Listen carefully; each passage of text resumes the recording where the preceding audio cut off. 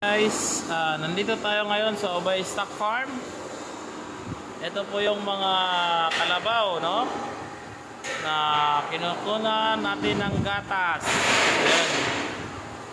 Try natin kausapin yung staff na doktor dito para ma-promote yung CBM natin, no?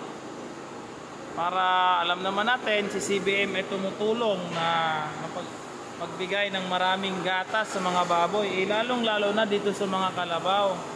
Ito pala yung dairy farm ng Bohol, no? Dito sa Obay Stock Farm. Yan, mayroon silang 376 na kalabaw.